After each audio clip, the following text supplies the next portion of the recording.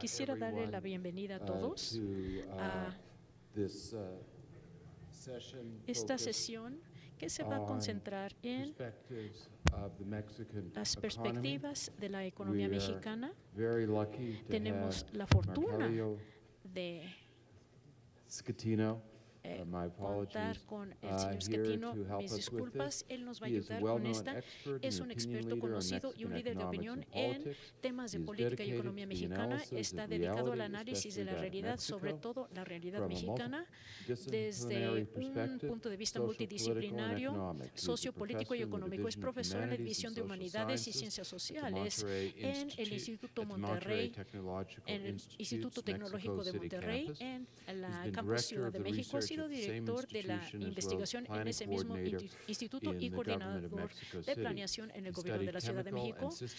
Él estudió ciencias de ingeniería química en el TEC y tiene una maestría para investigación y enseñanza de economía, y también tiene un doctorado en administración en el programa, de acuerdo con bajo el programa del TEC de Monterrey. En la Universidad de Texas en Austin. Es un doctorado, tiene un doctorado en historia, ha publicado varios artículos en revistas especializadas y ha dado clase en diferentes universidades en México y en el extranjero, así como ha participado en organizaciones de negocios y en congresos. Ahorita está publicando en El Universal, uno de los periódicos nacionales más importantes en México, y colabora como editorialista en Televisa y W Radio, y ha publicado 15 libros, incluyendo Para reconstruir a México y Paisajes del nuevo régimen.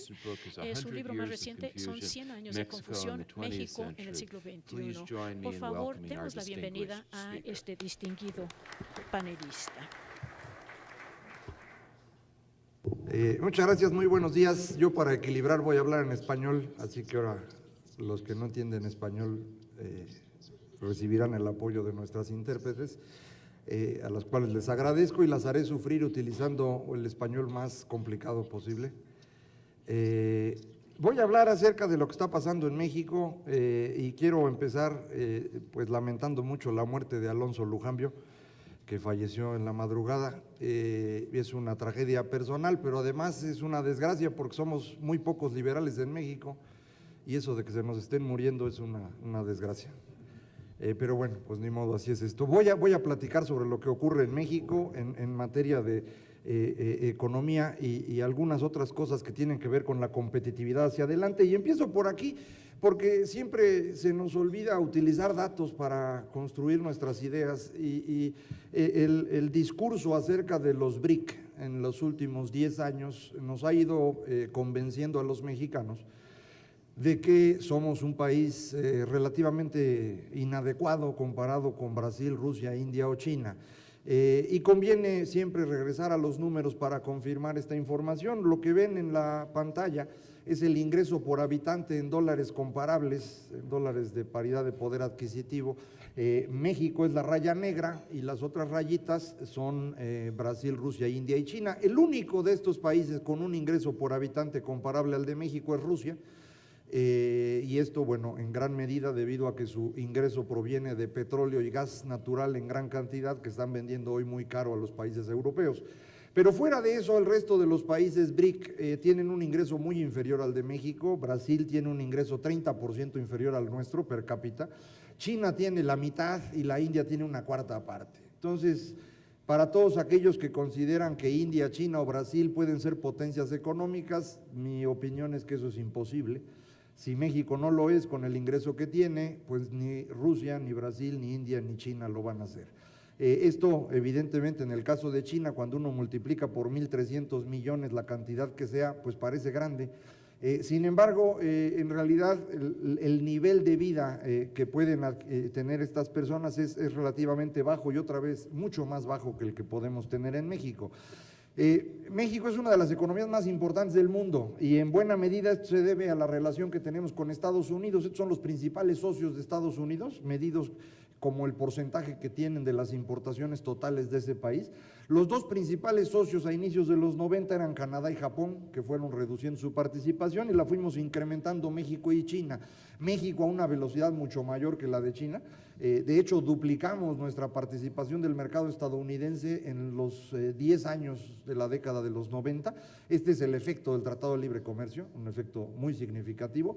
Pero en 2001 tuvimos mala suerte. En 2001 hay una recesión en Estados Unidos y cuando hay recesión en ese país, las empresas toman decisiones de largo plazo. Si de cualquier manera no van a vender, pues lo que conviene es tomar decisiones de largo plazo. Y entonces en 2001 las empresas estadounidenses deciden mover su producción a otro lado. Y en ese momento México es relativamente caro, China es muy barato y además China entra a la Organización Mundial de Comercio justo en 2001.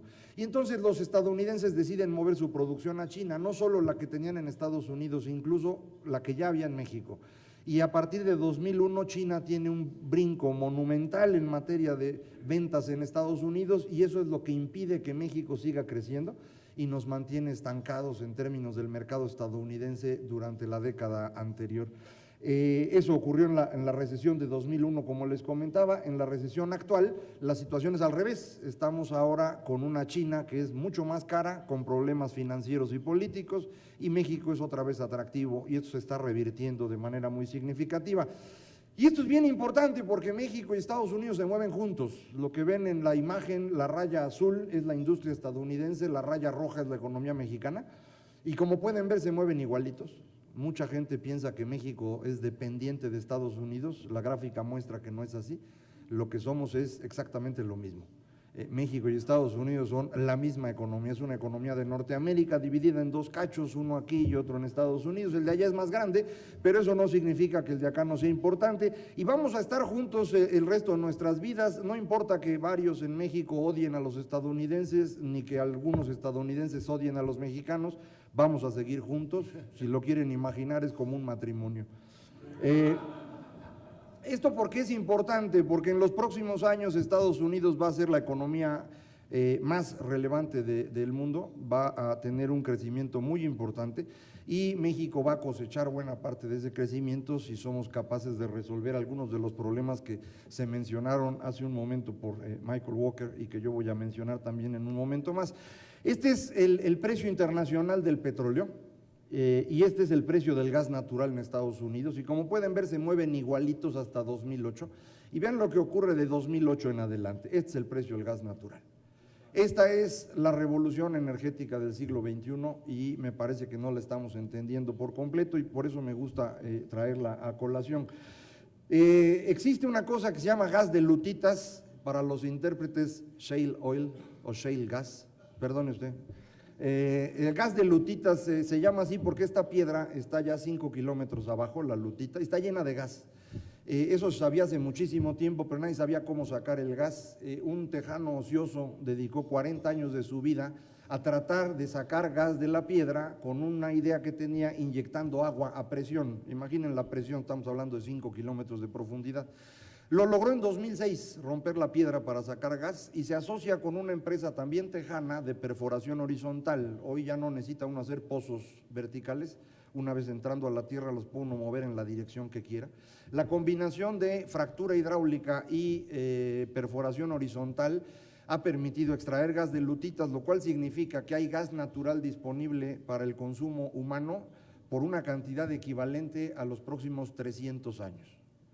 Esto es importantísimo, porque hasta hace unos años no sabíamos que había energía disponible y esos brincos que ven en el precio del petróleo o del gas es lo que detenía el crecimiento. Cada vez que empezaba el crecimiento empezábamos a usar más energía, sube de precio y paraba todo.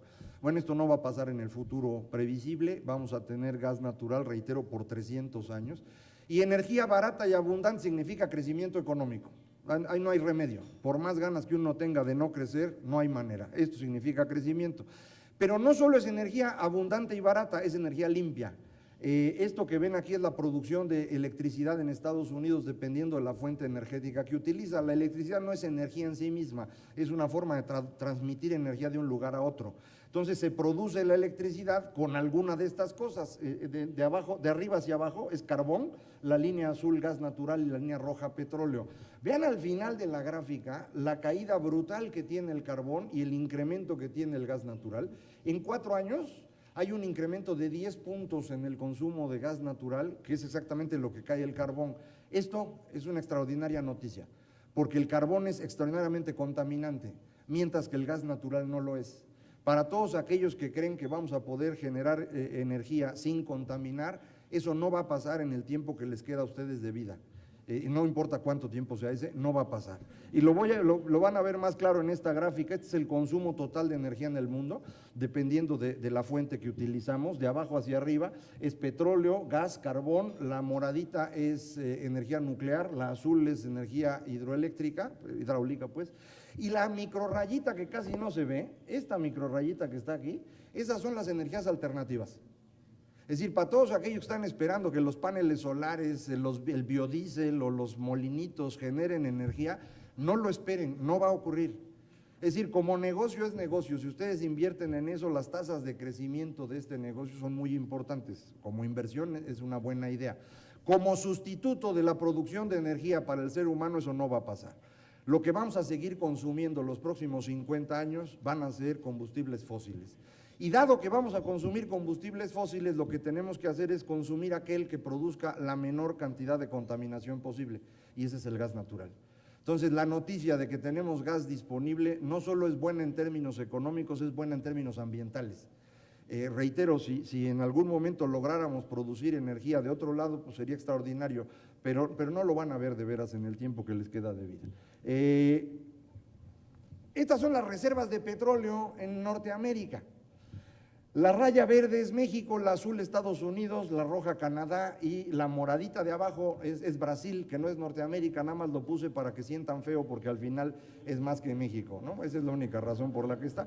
La rayita roja, los brincos que da esta rayita roja que es Canadá, también es un cambio tecnológico. Canadá realmente no tiene petróleo, Canadá produce petróleo a partir de arenas bituminosas, que es una cosa que ustedes conocen por el nombre náhuatl, chapopotl. Del chapopote se saca petróleo en Canadá y ellos pueden producir y tener hoy 3 veces más reservas que México. En cambio, vean México la caída brutal que tiene aquí.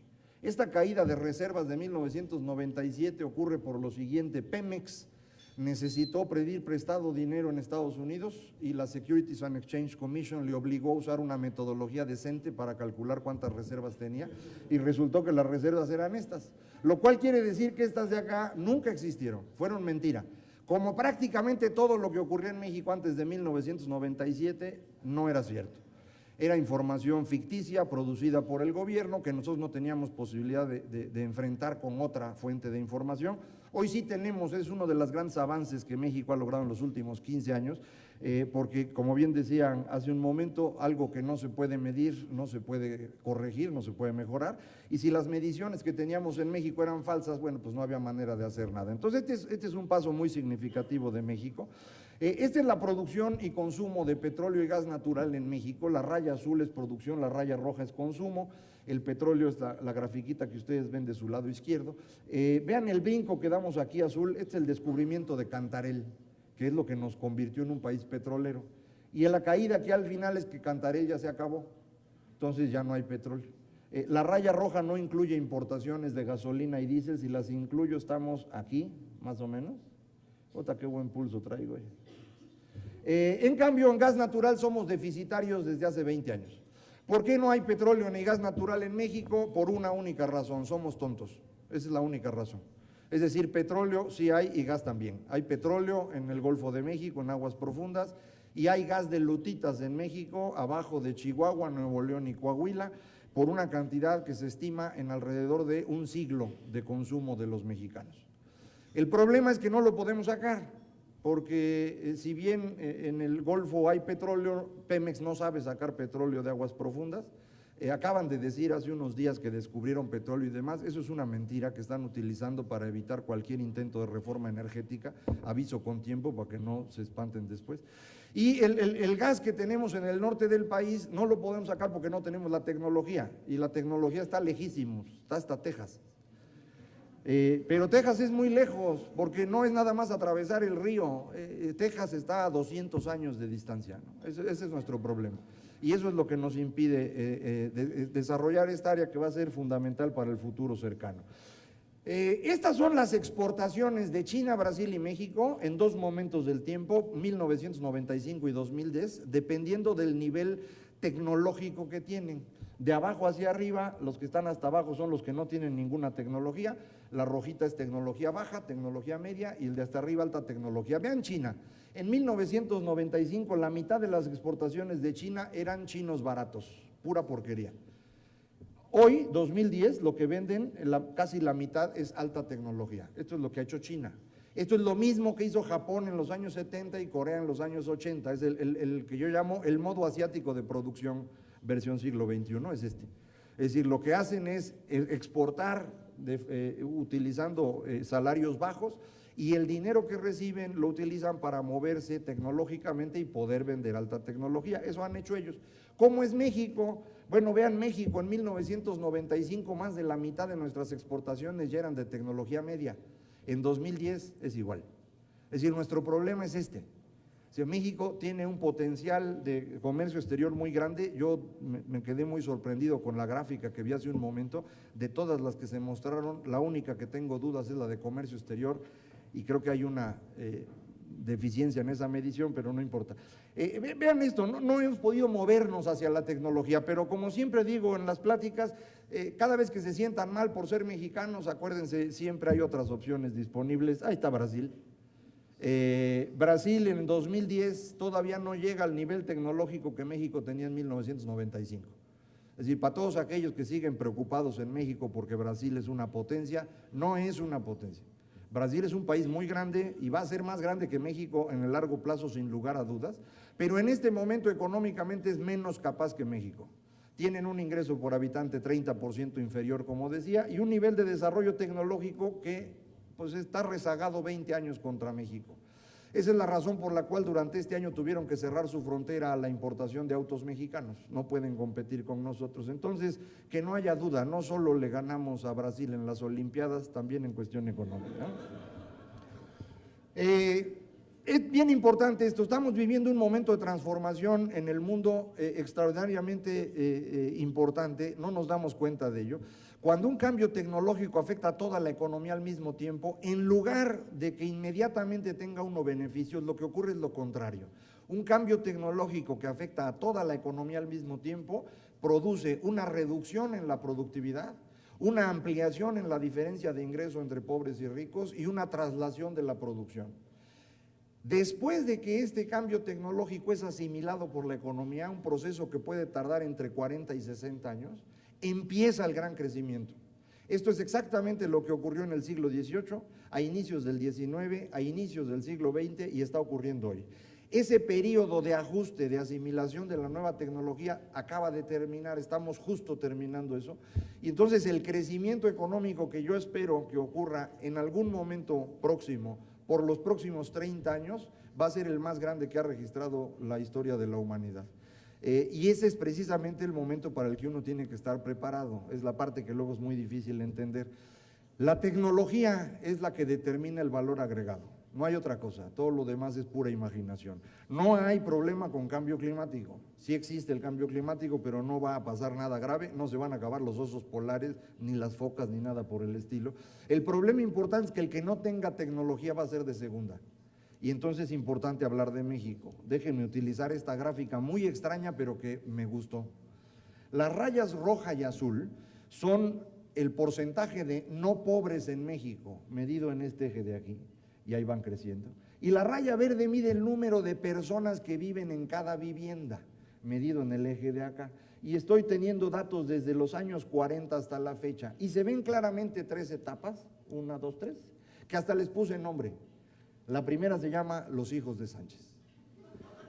Y es porque el libro de Los hijos de Sánchez, que yo no sé si alguno de ustedes alcanzó a leer, es precisamente eso. Oscar Lewis, un antropólogo estadounidense, vivió en México en esos años y escribió este libro en donde describe cómo los mexicanos están dejando de ser pobres, pero al mismo tiempo se están hacinando, están viviendo cada vez más personas en una vivienda.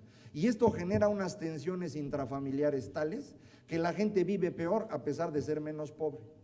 Por escribir ese libro lo corrieron de México, el libro se prohibió, cerraron la editorial y los gobiernos que siguieron en México quisieron crecer muy rápido endeudándose, vinieron las crisis, fueron las tragedias, por esta es la etapa de los hijos de y la última etapa es, propiamente hablando, la etapa de la clase media mexicana. tenemos ya otra vez una reducción en el número de pobres, pero al mismo tiempo una reducción en el número de personas por vivienda. Y esto, reitero, ha convertido a México en un país de clase media. Clase media fregada, pero clase media, a final de cuentas. Y esto se puede ver muy claramente en los censos. La raya roja es el censo de 2000, la raya azul el censo de 2010, y lo que ven ahí es el porcentaje de familias que tienen estos bienes que están aquí. 92% de las familias en México tienen televisión en su casa. Ahora, 20% de las familias mexicanas viven en pobreza alimentaria, es decir, no les alcanza para comer. Más de la mitad de los que viven en pobreza alimentaria tienen televisión en su casa. ¿Por qué? Porque no solo de pan vive el hombre, uno necesita la tele también, y la gente se compra su tele, porque necesita distraerse y divertirse. ¿Quiénes son estas familias? Bueno, calculé el ingreso, las personas que compran televisión son familias de 4 personas que tienen un ingreso de un salario mínimo para toda la familia, 1,600, 1,700 pesos al mes, entre 4 personas alcanza para tener televisión. Si en lugar de un salario mínimo son 2 salarios mínimos, las familias tienen refrigerador. Y cuando tienen refrigerador dejan de ser pobres automáticamente, porque el refrigerador permite comprar comida para una semana o 2 semanas, en lugar de comprar la comida a diario. Y la diferencia de precio es brutal entre esas dos cosas. Si en lugar de 2 salarios mínimos la familia tiene 4 salarios mínimos, entonces pueden tener lavadora de ropa. 2/3 partes de las familias en México tienen lavadora de ropa, y la lavadora de ropa permite que una de las personas del hogar se independice de esta esclavitud para dedicarse a otras cosas. Es una transformación del hogar. Estos 4 salarios mínimos son los 6,000 pesos del inútil de Cordero. Muchos de ustedes son extranjeros, no saben de qué estoy hablando, pero quien fue secretario de Hacienda dijo que con 6,000 pesos una familia en México vivía bien, pero nunca supo explicar por qué, y eso pasa cuando uno no sabe hablar. La razón es muy sencilla. Con 6,000 pesos, 4 salarios mínimos, uno tiene televisión, refrigerador y lavadora. Y lo que sigue es el coche. ¿Cuándo compra uno el coche? Con 6,000 pesos no, pero con 8,000 pesos por familia sí alcanza para comprar automóvil. Casi la mitad de las viviendas en México tienen automóvil. Esto es una cosa brutal, es una cantidad inmensa de personas que tienen automóvil, que son automóviles que a duras penas funcionan, O sea, son carcachas. Pero no importa, son de ellos, la compró la familia con su trabajo, y eso es clase media. Esa es la gente que se compra su carcacha y el año que entra la cambia por un carro un poquito mejor, y se van moviendo en esta escalera de los bienes y del bienestar, pues. Y esto es bien importante, y es muy complicado que los mexicanos quieran entender esto, porque tenemos nosotros la idea de que somos pobres y debemos seguirlo siendo por el resto de nuestra existencia. Hace un momento decían, el problema relevante para la libertad son aquellos que defienden sus intereses. Justo ayer estaba yo leyendo a alguien que no es propiamente un liberal, Lord Keynes, pero tiene una frase muy buena que decía, lo importante, lo que detiene las cosas, no son los intereses, son las ideas de los economistas muertos. Y tiene toda la razón. Es decir, el problema en México no es tanto un problema de intereses como un problema de creencias que nos impiden enfrentar esos intereses. Decía hace un momento con Pemex, no podemos enfrentar Pemex a pesar de que es un fraude monumental como lo acabamos de ver, y lo mismo nos ocurre con lo demás. Entonces, este problema de creencias es fundamental romperlo para poder enfrentar los intereses. No habría manera que la gente de Pemex o los sindicatos en México defendieran sus posiciones si no fuera porque más de la mitad de los mexicanos cree que esas personas defienden derechos. Y eso es lo que hay que destruir. Y estas creencias tienen su origen en ideas absurdas. Por ejemplo, estos son todos los datos que hay en México de desigualdad y pobreza. La raya azul es desigualdad, la raya roja es pobreza. La pobreza se mide en porcentaje de personas aquí, y la raya azul de desigualdad se mide con el coeficiente de Gini, que mientras más abajo esté es preferible. Y como pueden ver, en los últimos años México ha tenido el menor nivel de pobreza y el menor nivel de desigualdad de forma sostenida de toda su historia. Es decir, México está en los mejores 15 años de su vida, y sin embargo los mexicanos siguen pensando que estamos haciendo las cosas mal. ¿Por qué? Porque tienen creencias detrás que les impiden ver la realidad. Y esa es la parte que necesitamos romper si queremos transformar por completo a México. Nuestro problema es de creencias. Y la razón es muy sencilla. México ha cambiado muchísimo, pero no nos damos cuenta de ello. Seguimos trabajando como si fuera lo mismo de siempre. En México, hasta 1997 no había ley. Hace un momento hablaban sobre la defensa de los derechos de propiedad, el cumplimiento de contratos, que es fundamental. Bueno, antes de 1997 en México no había ninguna ley. La única ley era la palabra del presidente, y eso era lo que se hacía. De 97 para acá hemos empezado a aplicar la ley en México, y eso nos ha permitido ver que las leyes no sirven para nada, porque no se hicieron para que se usaran nunca. Pongo un ejemplo. Cuando el presidente Fox quiso hacer el aeropuerto de la Ciudad de México en 2001, expropió los terrenos de Texcoco. La Suprema Corte de Justicia le dijo que no los podía expropiar, que si los quería los iba a tener que comprar, y cuando Fox intenta comprarlos es cuando se viene abajo todo y ya no hubo aeropuerto. A López Obrador le ocurre lo mismo, expropia un terreno para hacer un camino a un hospital. La Suprema Corte de Justicia le dice, no lo puedes expropiar, si lo vas a querer, págalo. Pero López Obrador es distinto a Fox, y entonces López Obrador dijo, ¿cómo no voy a poder? Y puso su camino, y esa es la razón por la cual fue desaforado y corrido de su chamba, por desacato a una orden de la Suprema Corte de Justicia. Eso nunca había pasado en México, ¿eh? Es decir, por primera vez en la historia de este país, en los 200 años de historia, hay alguien superior al presidente o superior a los gobernadores, y es la Suprema Corte de Justicia. Eso es una transformación brutal, y este cambio es muy importante que vayamos continuando. Es la razón por la cual el mercado de telecomunicaciones hoy, que es un problema, no se puede resolver, porque ahora sí hay ley, y entonces los que están dentro del mercado de telecomunicaciones pueden defenderse con la ley en la mano de lo que se le ocurra al presidente. Si de milagro al presidente se le ocurre que quiere que haya competencia, bueno, pues no se va a poder porque ellos pueden usar la ley a su favor. Esta es parte de la dificultad de empezar a cumplir la ley. No siempre la ley va a servir para que las cosas funcionen. Si las leyes se hicieron en un régimen autoritario, cuando uno las aplica, pues el resultado nunca es muy bueno, y ese es el problema que tenemos con ello. Entonces déjenme plantearlo de esta manera. Después de haber revisado en serio todo lo que se ha escrito sobre México en cuestiones de economía y política, llego a la conclusión de que nada más hay dos problemas, porque siempre hablan de muchos problemas distintos, nada más hay dos. Problema uno, a los mexicanos no nos gusta la ley. Este es el problema más importante. Los mexicanos no queremos que haya ley. Y como no queremos que haya ley, tenemos un problema con la democracia, porque sin ley no puede haber democracia. Y entonces los mexicanos tenemos que decidir qué queremos. Hay dos opciones. O aprendemos a cumplir la ley, o nos regresamos a un régimen autoritario. Bueno, los mexicanos ya decidieron esto, el 1 de julio pasado. Los mexicanos decidieron, sin darse cuenta, que quieren aprender a cumplir la ley. Es decir, pudieron haber optado por un régimen autoritario los mexicanos, dándole mayoría al PRI en ambas cámaras, o eligiendo a López Obrador, eran las dos opciones autoritarias que había. Ninguna de las dos quisieron los mexicanos. Esto me lleva a pensar que los mexicanos quieren cumplir la ley. Yo creo que la verdad no se dieron cuenta qué hacían, y no estaban pensando en eso, pero eso es lo que van a tener que hacer. Ojo, si quisiéramos cumplir las leyes como están hoy en México, no se puede. Todas las leyes en México se hicieron pensando que jamás se iban a aplicar, y entonces están escritas para que se oigan bonito, no para que se usen. Desde la Constitución a la circular más pequeña que uno imagine, todas las leyes en México se hicieron pensando en que nadie las iba a usar. Usarlas ahorita es complicadísimo. Entonces, por eso estamos en un proceso bien complicado donde al mismo tiempo que estamos aprendiendo a cumplir la ley, tenemos que ir modificando las leyes. La hemos hecho bastante bien en estos 15 años, pero todavía nos falta. ¿Cuál es el otro problema que tiene México? Apostamos por un camino equivocado. Cuando construimos este país en los años 30, optamos por ser un país colectivista, o si lo quieren más clarito, comunista.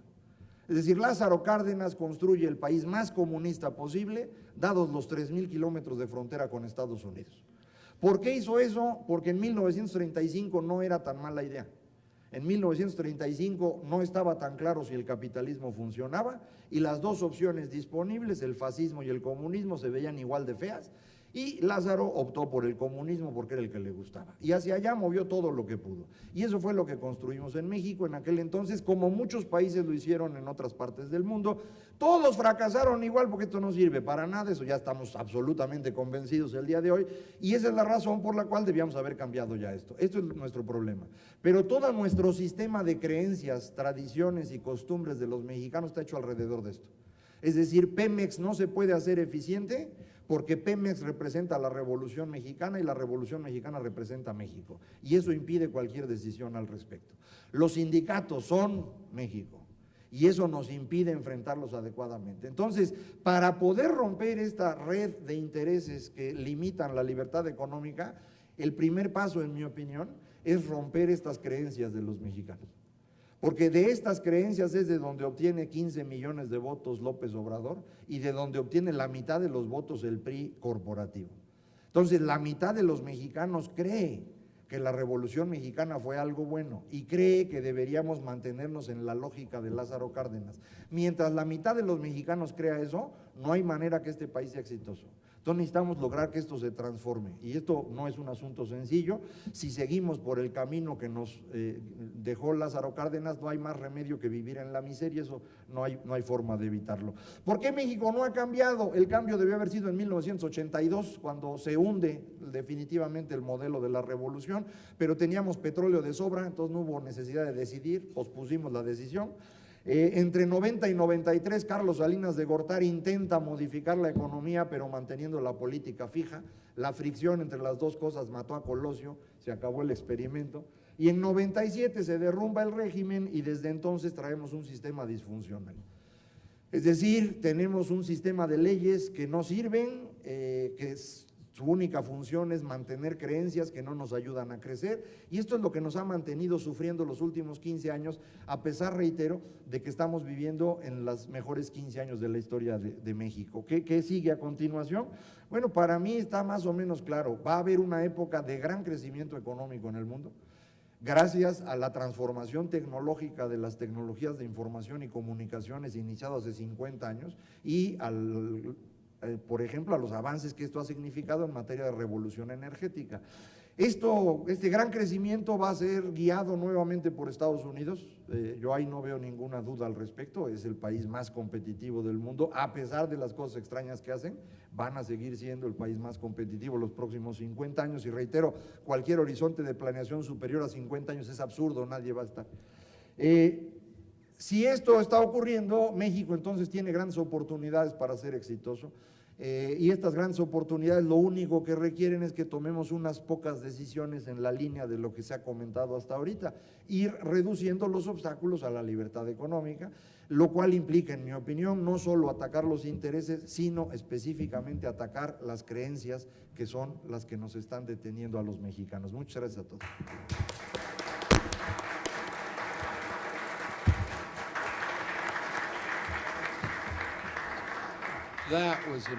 Eso fue un panorama general extraordinario y realmente quisiera agradecer no a una, sino a 3 personas por ello, por esta presentación maravillosa. Por supuesto al ponente, pero también quiero agradecer a 2 traductoras valientísimas que lograron seguir la velocidad de nuestro ponente. Bien, Ana, creo yo que tenemos micrófonos disponibles, ¿verdad? Así que si alguna persona tuviera un comentario, una crítica, una pregunta, por favor levante su mano, y mientras lo hacemos quisiera hacer la primera pregunta. Aquí tenemos una pregunta en la parte trasera, así que vamos a tomar la prerrogativa y le cederé la palabra a la persona que está en la parte trasera. Fernando Cota. En primer lugar, un comentario. No conocía eso de que se podía sacar gas natural de las piedras y me recordó un poco a la rebelión de Atlas, al petrolero que consiguió sacar petróleo de las piedras. Pero mi pregunta es otra. ¿Qué podemos hacer para cambiar las ideas, para reformar las creencias que provocan que el mexicano sea rentista, específicamente?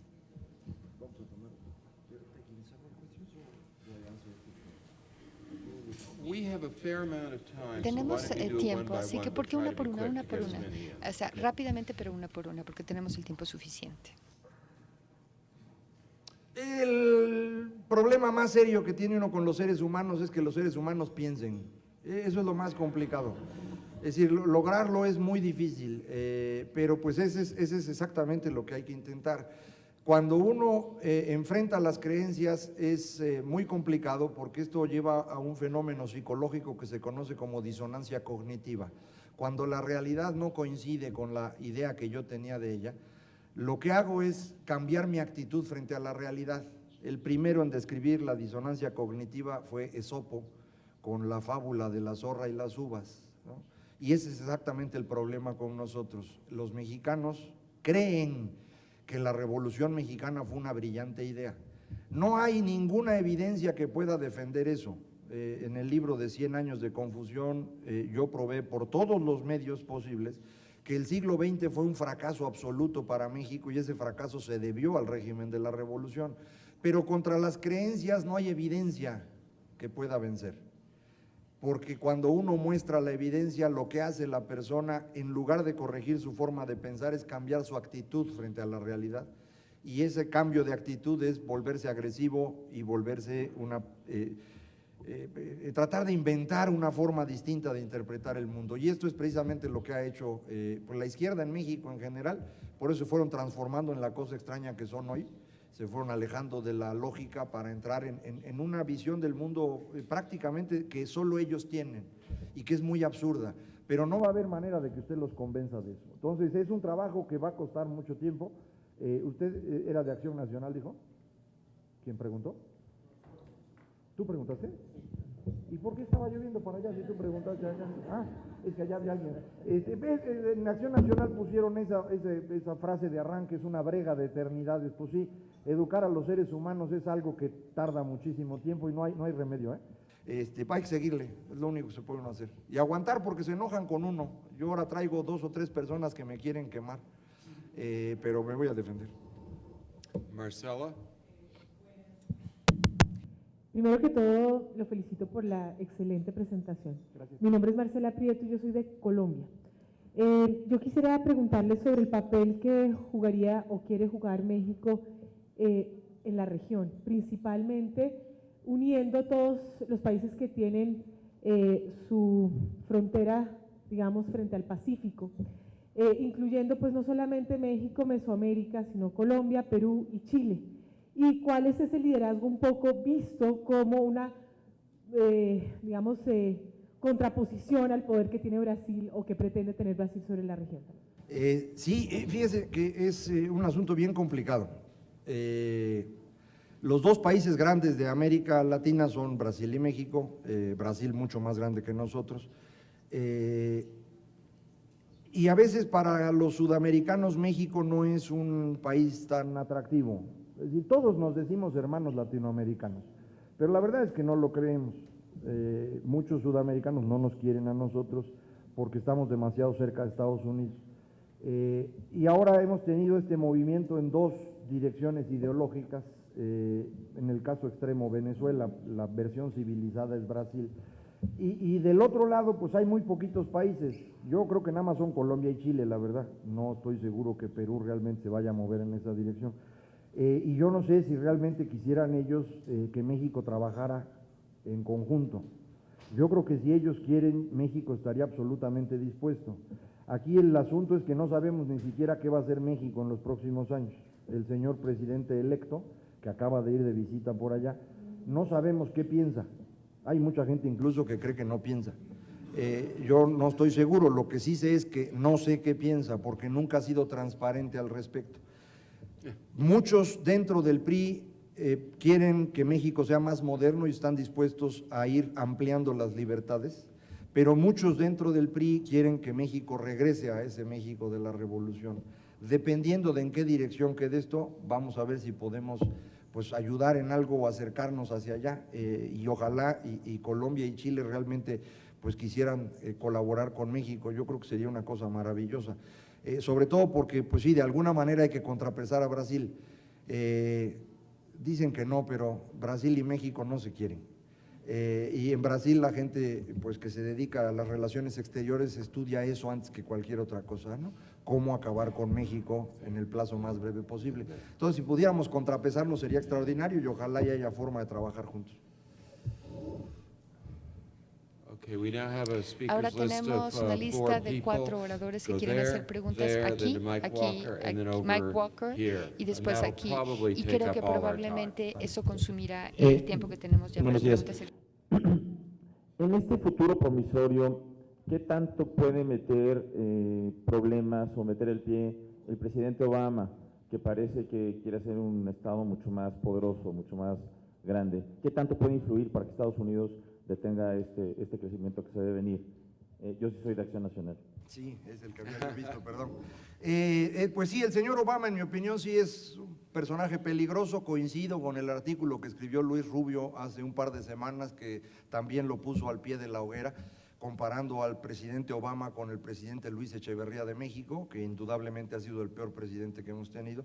No creo que Obama llegue a ese extremo, pero me parece que la comparación es correcta. Sí creo que el presidente Obama tiene una visión del funcionamiento de la economía que no favorece las libertades, que en el esfuerzo de redistribuir exagera y puede poner en riesgo el funcionamiento de la economía de los Estados Unidos.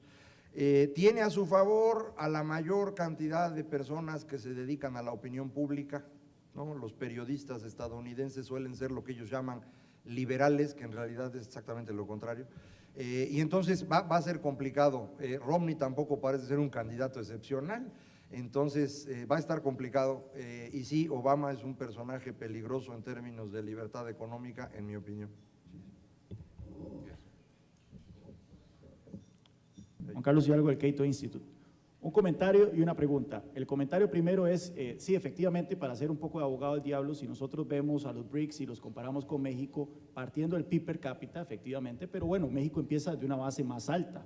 Si nosotros vemos el crecimiento per cápita ajustado al poder de compra, México tuvo menos de un 1% durante la última década, el segundo más bajo de América Latina después de Guatemala.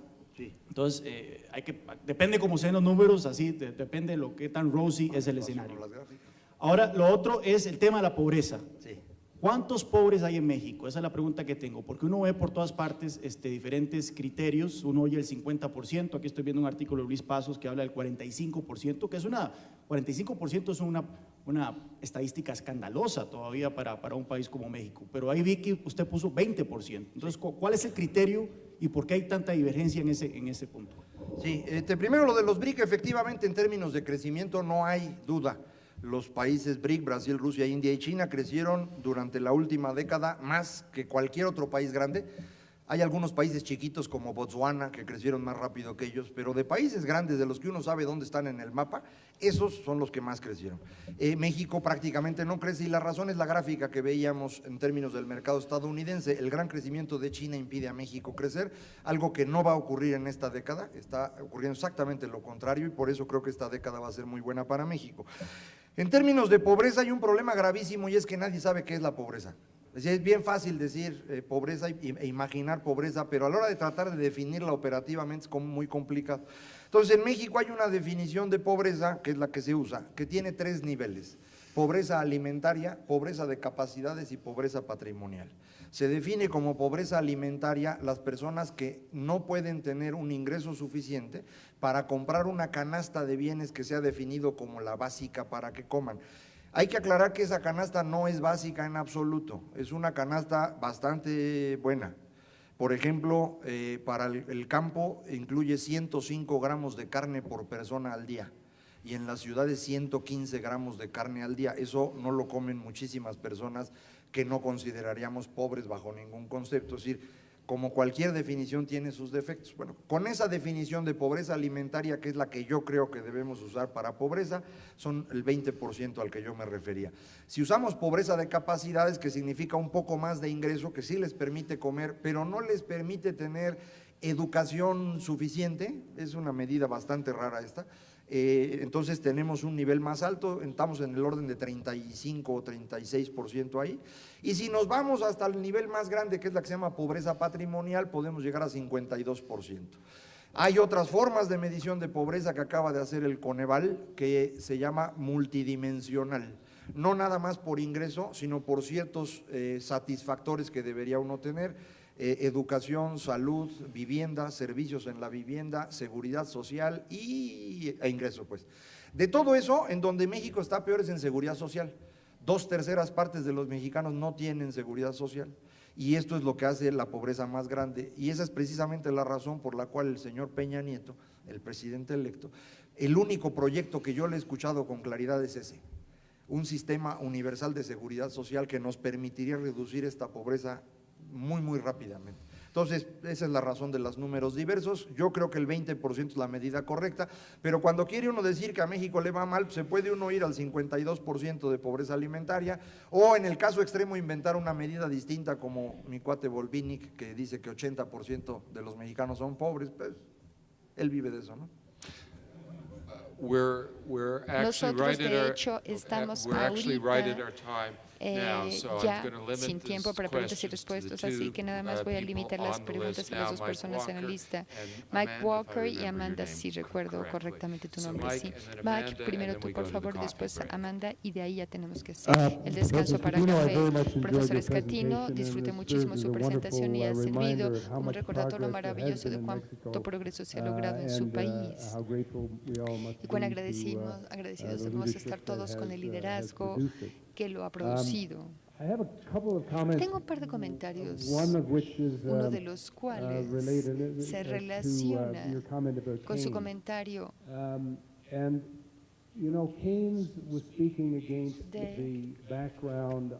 Keynes hablaba contra la tradición del common law británica, donde a pesar de que había grandes intereses creados en la Gran Bretaña, el common law es como un solvente, porque cuando un hombre rico va a un tribunal y tiene un derecho, este derecho está disponible a toda la población.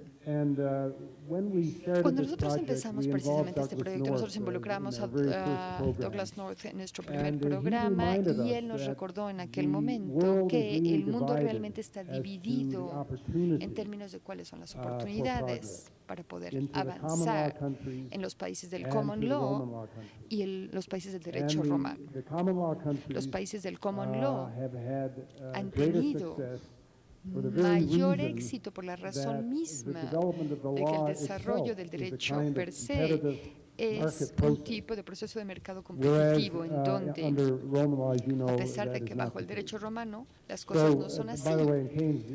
Keynes, como sabes tú, y yo uso mucho su cita, que dice que las ideas fundamentadas son buenas tanto para el bien, pero también para el mal, y que no podemos cambiar la opinión de una persona después de los 30 y en última instancia todos vamos a morir. Así que él cubrió toda esta temática precisamente en la base de su teoría, pero para poder entender, bueno, primeramente, para poder aceptar su análisis, el análisis de Douglas North, un análisis que hicimos nosotros en el Instituto de Informe Independiente, tenemos primero que reconocer que sí existe un problema de intereses creados en América Latina, sí, y no podemos nada más eliminarlo o ignorarlo, no podemos decir no importan los derechos, los intereses creados, la abrumadora evidencia existente en la economía misma con respecto a los intereses creados del poder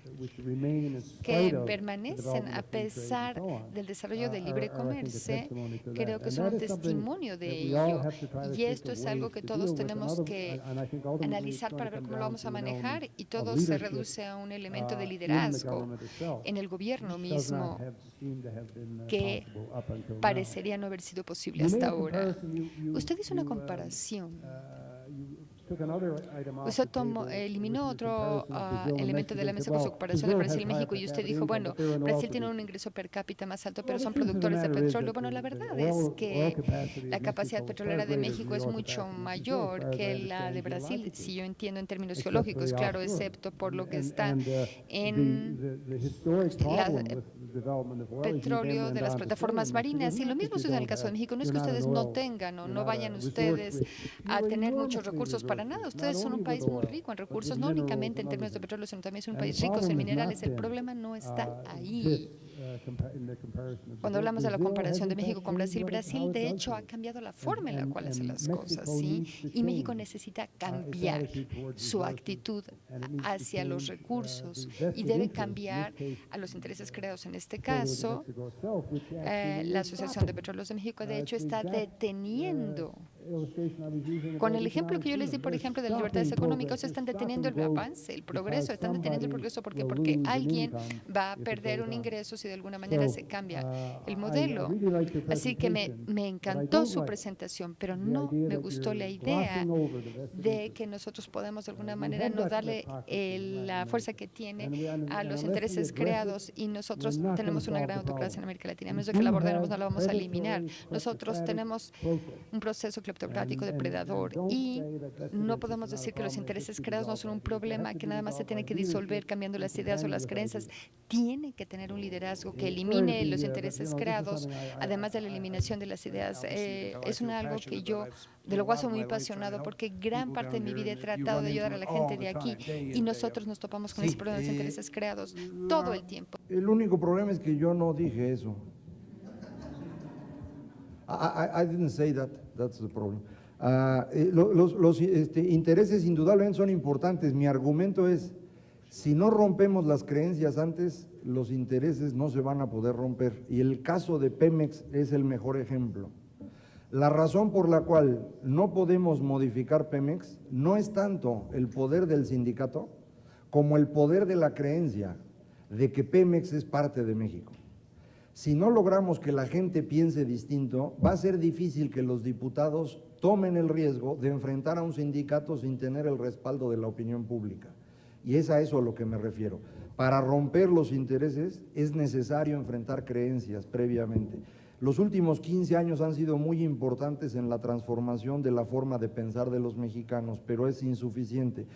Una de las razones por las cuales América Latina es el continente menos exitoso del siglo XX, incluso menos que África, es porque no somos un continente de liberales. Esa es la razón.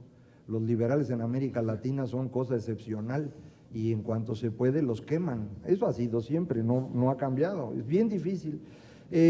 Comentaba sobre el derecho romano y common law. Indudablemente tiene toda la razón. El derecho romano es de entrada un obstáculo para la libertad porque está pensado como el Estado dando garantías a la gente. Aquí en México hablamos de garantías individuales y no de derechos humanos en la Constitución. Eso de entrada es un absurdo. Es el Estado dándonos garantía de algo que no debería garantizarnos nadie, es nuestro. Pero bueno, esa es la historia en la que venimos y por eso esa historia hay que enfrentarla también desde las creencias, pero tiene usted toda la razón. Este continente es de bandoleros, ¿cierto? Amanda. Sí, Amanda Núñez de Paraguay. Y cuando te digo de Paraguay, te diré que poca gente en este auditorio habrá sido tan feliz al escuchar tu exposición, porque se habló de alguien que para nosotros es casi un cuco, Brasil. Un cuco que nos aplasta, que lejos de ejercer un liderazgo favorable en la región para nosotros, que somos una economía pequeña, es todo lo contrario. Y voy a asociar un poco a la última exposición también, en el sentido de los intereses creados. Yo noto una pequeña diferencia entre Brasil y México. Brasil sí tiene interés en liderar. No veo eso en México. Y en el continente, en la parte, digamos, de Sudamérica, nosotros sentimos, incluso vemos las acciones de Brasil en el sentido de crear una institución llamada UNASUR, su propia OEA, excluyendo a Estados Unidos, para liderar, y no creo que haya una contraposición de intereses. ¿Por qué México no pueda ser parte y liderar eso para que haya un equilibrio de fuerzas y para que sea beneficioso para todos y podamos compartir un poco esa ambición de crecer todos juntos y desechar nuestros mitos? Nada más un comentario, gracias. Sí, gracias. Pues yo coincido, ojalá y se pueda, no sé si se va a poder. Y Brasil sí tiene intenciones imperialistas, ellos sí fueron imperio mucho tiempo y sí le agarraron el estilo. Nosotros cada vez que intentamos hacer un imperio nos mataban al emperador y no la libramos. Bueno, muchas gracias a todos.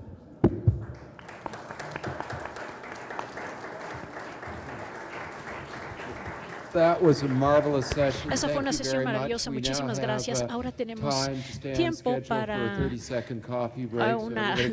un café de 30 segundos, así que por favor, no. Vamos a restringirnos a 5 minutos más o menos. Muchísimas gracias.